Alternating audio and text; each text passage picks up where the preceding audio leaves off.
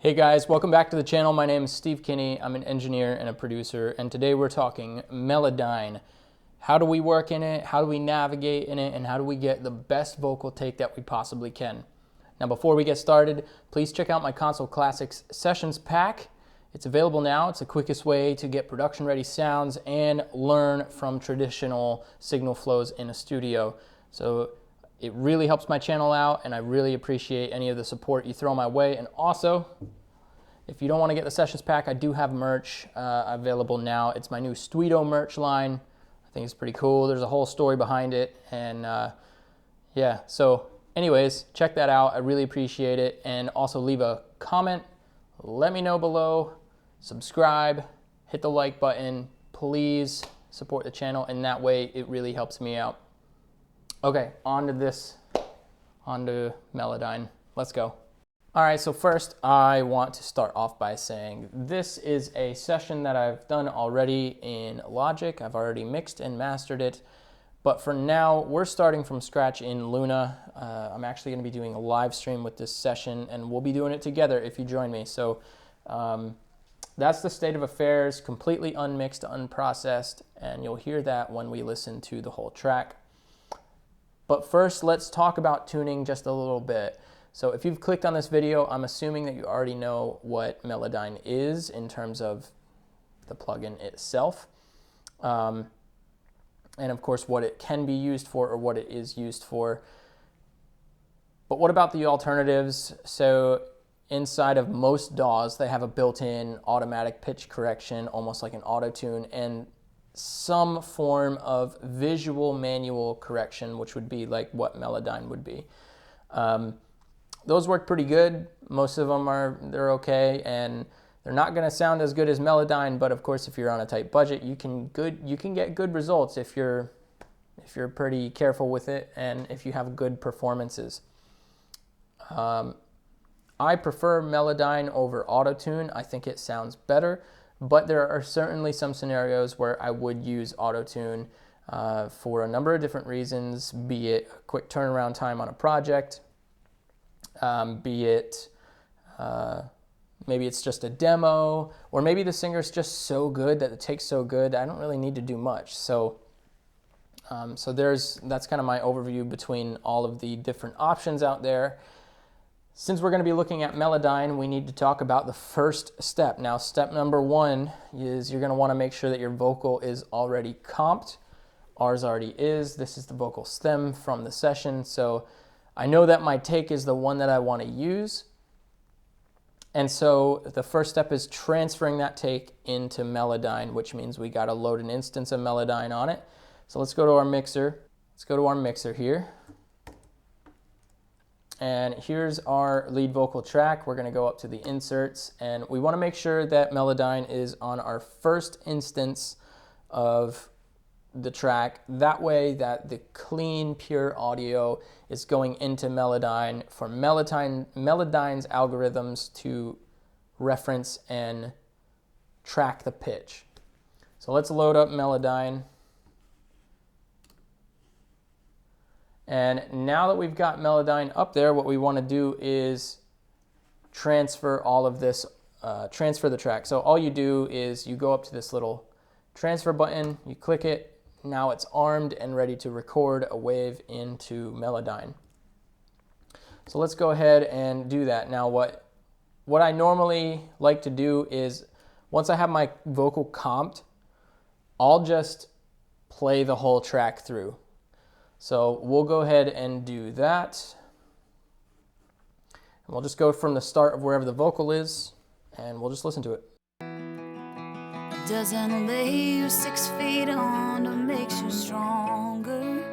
And the darkest moment lies before the sun, when this lonesome heartbreak winter's finally over. Warmer season mends my broken trust. Ooh, I'll blossom through these troubled times. Ooh, faith will part these dreary skies. I won't need someone to shower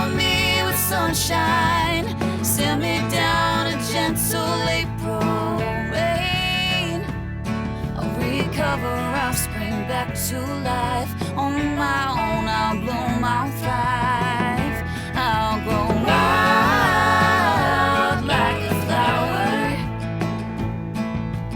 Wild like a flower.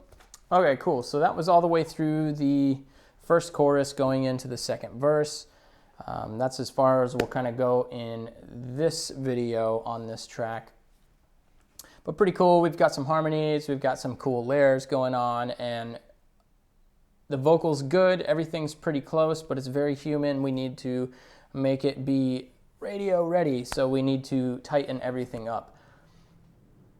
So now on to step number 2, which is going to actually be the tuning process. First, let's talk about the interface itself. Of course, once you're done transferring the file into Melodyne, you'll see that you have this little WAV file pop up. You do have the option of choosing the key. Typically, it will try to recognize the key for you. It'll show you the tempo, and then of course, it'll show you the wave with the pitch detected, and it'll try to display the wave file, or the blob is what it's referred to by Melodyne. It'll display the blob on the note that it registers. And then of course it shows you little spikes for the start of each phrase, or wherever there's a word change. At least it tries to. So then let's talk about the main tools that we have. We have the first tool here, our note leveling macro. What we can do with that is we can make some notes louder, some notes quieter. I don't typically ever play with that. Truthfully, what I use Melodyne for is almost exclusively just the pitch correction, sometimes sibilants. But I tend to try to keep things pretty simple. I want my vocal tuned and corrected. Sometimes I'll maybe change an amplitude and kind of deal with that, but I don't get too complex. If I get very complex, that lets me know I probably should be redoing the take. So take that for what it is.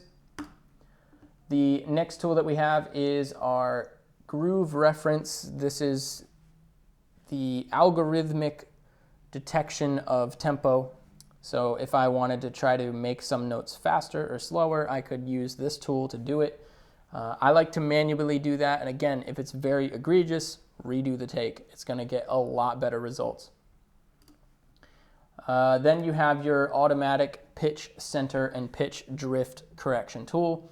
So if you have a really good singer and the singer is pretty on key, but you only need to really correct a little bit in whatever phrase, what I like to do is I like to highlight the phrase, come up here to this tool, and just go 100% on the pitch center, and then it'll pull that down. Now sometimes that can have a detrimental effect on your pitch, so you want to be careful when you use that. You just want to be cognizant. Listen with your ears. If it sounds off, manually correct it if that tool's not working.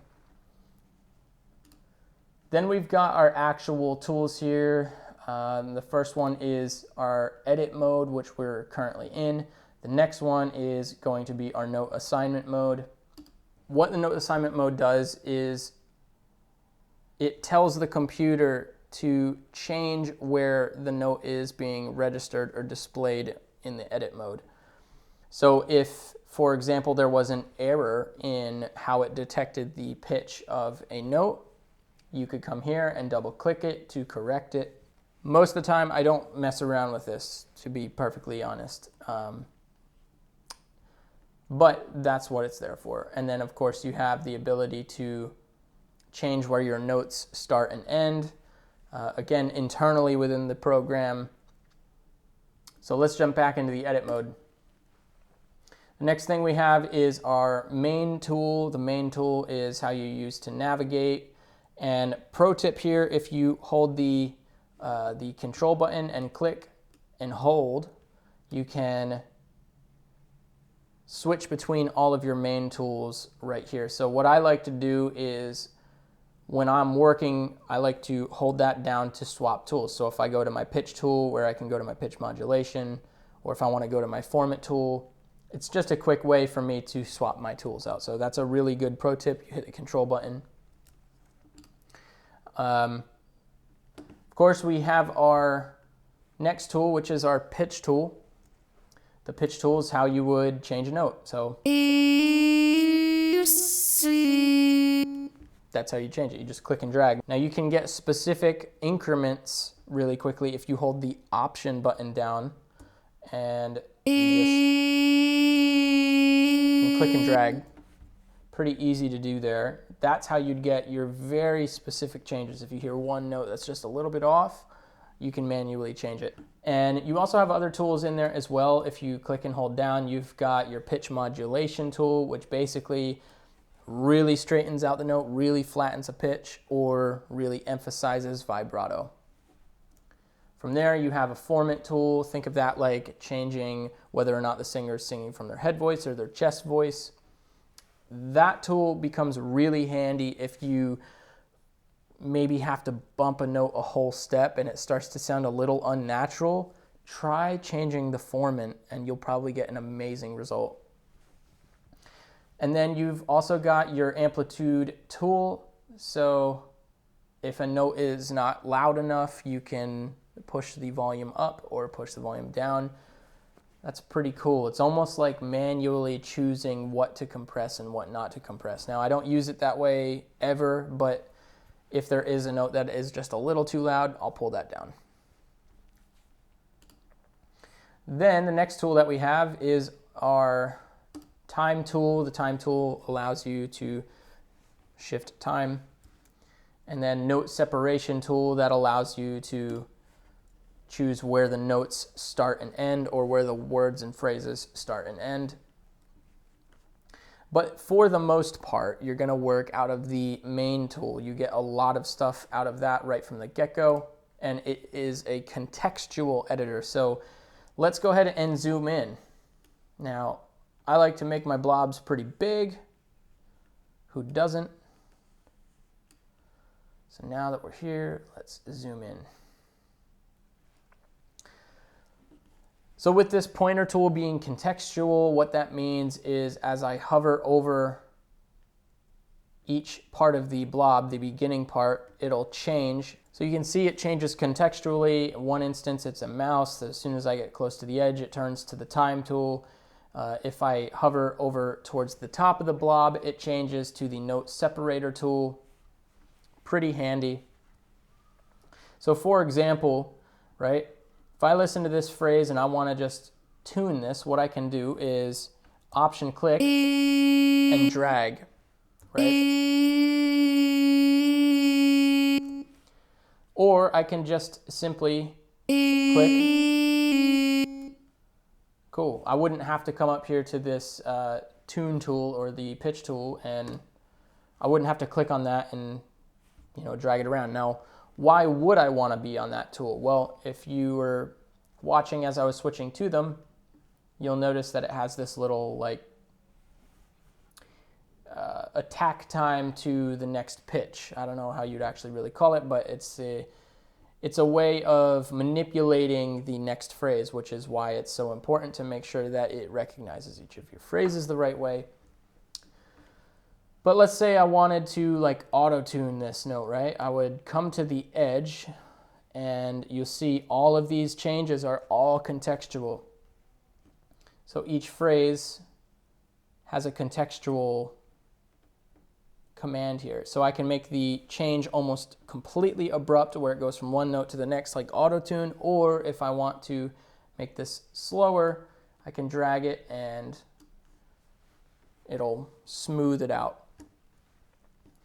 So let's go ahead and let's just listen to this phrase on its own real quick.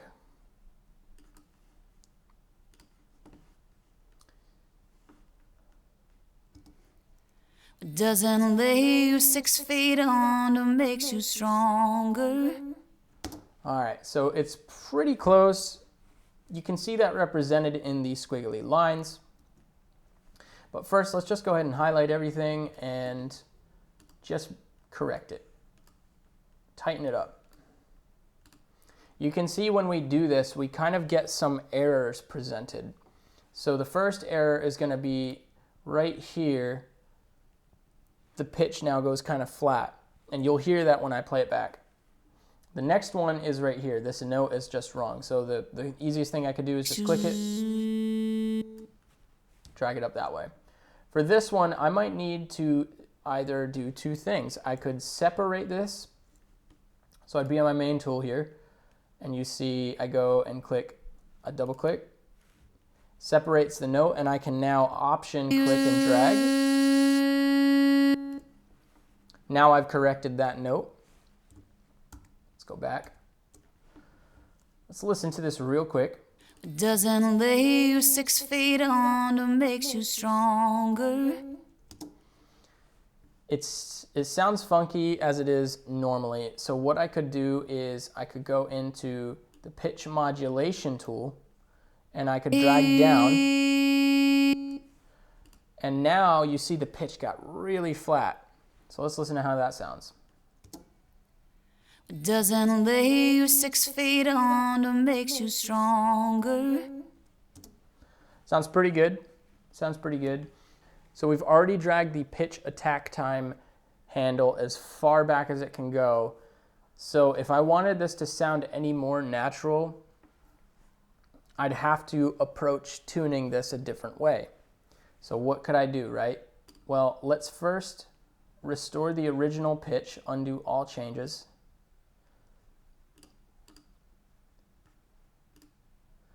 So now that we've got that, let's go ahead and tune this one. And now let's go ahead and correct this one as well. So now that we got the right center, what I'm going to do is split this note and pull up the end of it. Now I'll go back into my timing tool and drag it in both areas so that it's slower. And now this should sound a lot more natural. Doesn't lay you 6 feet under, makes you stronger. Awesome. Great results there. So that is the overview of how I would approach tuning. The third step that we're going to do here is we would just go through every phrase and make sure that each one is exactly how we want it. So let's do a quick before and after of this first phrase. Here is without the plugin. Doesn't lay you 6 feet under, makes you stronger. And here is after. Doesn't lay you 6 feet under, makes you stronger. Sounds a lot better. Now let's listen to it contextually with some music behind it. Before. Doesn't lay you 6 feet under, makes you stronger. It's a little pitchy, right? Let's listen to it again. With it. Doesn't lay you 6 feet under, makes you stronger. Sounds really nice.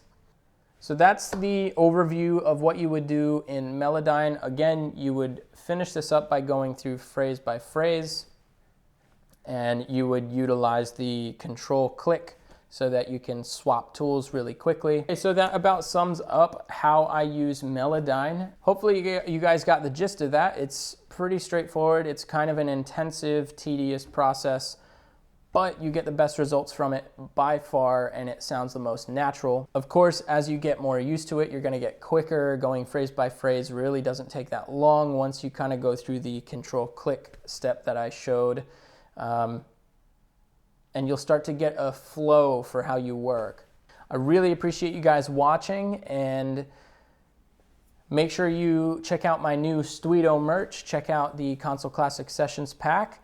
It really, really helps me if you support the channel. It enables me to continue making these videos, and in the future, the live streams as well. So thank you so much for watching, guys. Let me know your thoughts in the comments. Let me know if you'd like me to dive any further, if there was something that I missed that you're still curious on. This is a pretty big topic and it's very nuanced. It's hard to really show all the nuance without making this like a 4-hour video. So I tried to make sure I did the basics justice and that you guys really grasp what's going on inside of Melodyne. I really appreciate you watching. We'll see you next time.